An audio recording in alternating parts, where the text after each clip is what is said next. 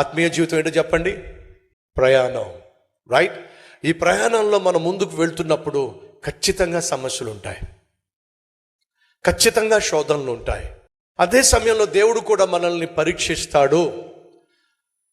10th class పరీక్షలు అంటే కొంతమంది చాలా హుషారుగా ఉంటారు, కొంతమంది అబ్బా అంటారు. ఎందుకని? చదువు సంజలు లేనివాడేమో అబ్బా అంటాడు, బాగా చదివేవాడేమో పరీక్షలు అంటే గంతులేస్తాడు. ఇప్పుడు పరీక్షలు సాధారణంగా మనల్ని ఫెయిల్ చేయడానిక, లేకపోతే ఉన్న క్లాస్లో నుండి ఉన్నత క్లాస్లోనికి తీసుకెళ్ళడానిక? చెప్పండి. ఏ పరీక్ష అయినా ఎందుకు పెట్టబడుతుందయ్యా అంటే, నువ్వు ఉన్న స్థితిలో నుండి నెక్స్ట్ లెవెల్కి వెళ్ళడానికే పరీక్ష. దేవుడు కూడా నీ జీవితంలో, నా జీవితంలో, మన జీవితంలో పరీక్ష పెడతాడు. ఎందుకో తెలుసా?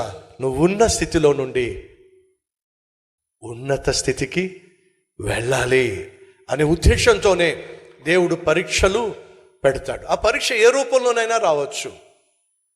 ఈరోజు నువ్వు ఎదుర్కొంటున్న కష్టం అది ఏ రూపంలో వచ్చిందో ఎదుర్కొంటున్న నీకు మాత్రమే తెలుసు.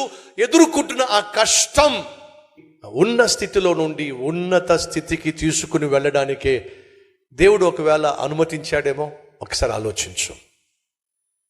2000 సంవత్సరాలుగా ఎప్పుడూ ఎవరికి రానటువంటి పరీక్ష అబ్రహాముకు వచ్చినప్పుడు కారణం తెలుసా?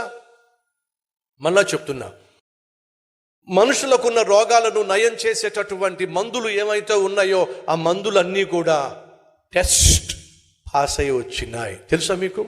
ఏం పాస్ అయ్యి వచ్చినాయి? పరీక్ష పాస్ అయ్యి వచ్చింది. ఈ మైకు ఉంది చూసారా? ఇది ఇప్పుడు వాడబడుతుంది. ఇది ఎంతమందికి ఉపయోగపడుతుందంటే, ఇక్కడ నేను మాట్లాడుతున్న ఈ వాక్యం మీ అందరికీ వినిపించే విధంగా చేస్తుంది ఈ మైక్. ఇది పరీక్షించబడింది. మీరు పెట్టుకున్నటువంటి వాచ్, మీరు వాడుతున్నటువంటి సెల్ ఫోన్, ఉపయోగపడుతున్నటువంటి ప్రతి వస్తువు మీకు తెలుసా?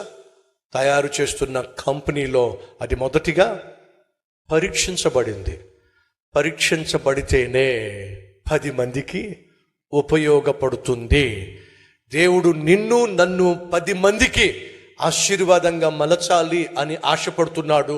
మీలో ఎంతమందికి ఆశ ఉంది?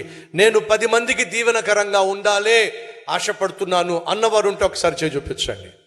అయితే దేవుడు మిమ్మల్ని పరీక్షిస్తాడు. ఎందుకని?